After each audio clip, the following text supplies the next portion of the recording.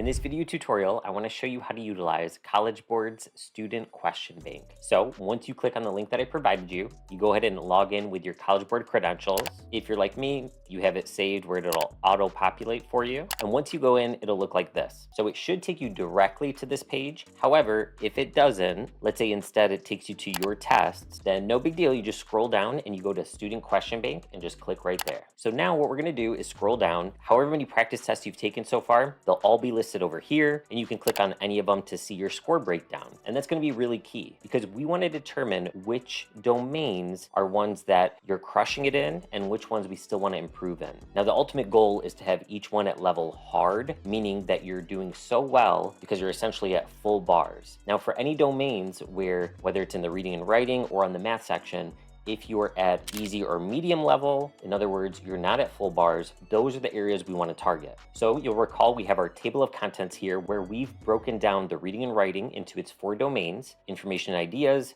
craft and structure, expression of ideas, and standard English conventions. And then also for the math section, algebra, problem solving and data analysis, advanced math, and geometry and trigonometry. So in my case, if I'm looking at my results here, whether it's a practice test or if you're looking at your actual results from a previous PSAT or SAT, the concept is still the same. I'm gonna look at any areas where I'm not at full bars. In this case, it's only for reading and writing, expression of ideas. Now, it doesn't get into the specifics of whether I really struggled more with transitions or rhetorical synthesis, so I'm just gonna practice everything with expression of ideas. In other words, both of these 2 themes. And to do that, I'm gonna go up here to choose your assessment. I'm gonna click on the drop down and select SAT. And then, like I said, I'm gonna go to reading and writing, expression of ideas. We click continue, and then let's scroll down here. So notice, just from expression of ideas, they have 269 questions that I can practice. That's a lot. Now here's how I would go ahead and make it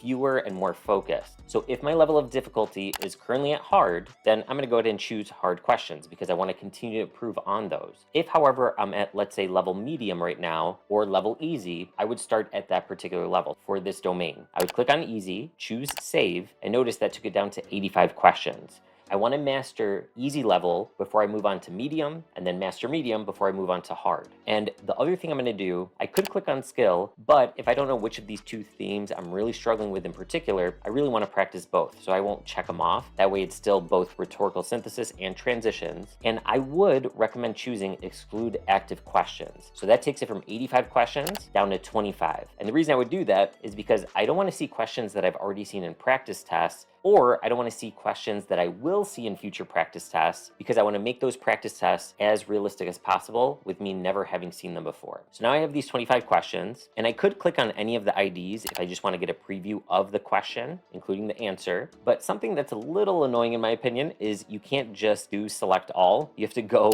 one by one and check on each and every box. So you do the same thing. I'm going to go to the next page, and I'm going to continue to check them off. And we're going to go through that process for all 25 questions. And then what I'm going to do is I'm going to go to and press export. Now, when you do that, I'd recommend choosing with correct answers and explanations. Click export PDF. And this is a good thing to know. When you're going to save something, even though it goes to print, instead of choosing one of your printers, you just choose save as PDF, click save. I would save it to my desktop, and I would just call it, let's say, reading and writing, expression of ideas. I already have it saved. I was testing it out, but you would just save it. I'm going to press Control M, which is a nice shortcut for minimizing everything and going to my desktop. I'm going to go to that PDF, and what's really nice is it made it 25 pages, 1 for each question. You can see the information up here, and then you could attempt the question. I'd recommend only have it in view up to and including answer option D, because right below it is the answer and the answer explanation. And because it is a digital test, I would recommend just keeping it on your screen and attempting it on your paper and pencil just like you would on the real test. And then, as always, your goal is, once you've gotten it, if it's wrong, you want to see why it is what they say it is and why it's not what you put. If you got it right, then you encourage yourself with a "that's like me" and move on to the next question. And you could do the same thing with any other domains that you want. You could do the same thing with math. You would want to go to new search and then start the process all over again, choosing SAT, whatever section you want, and then including that particular domain.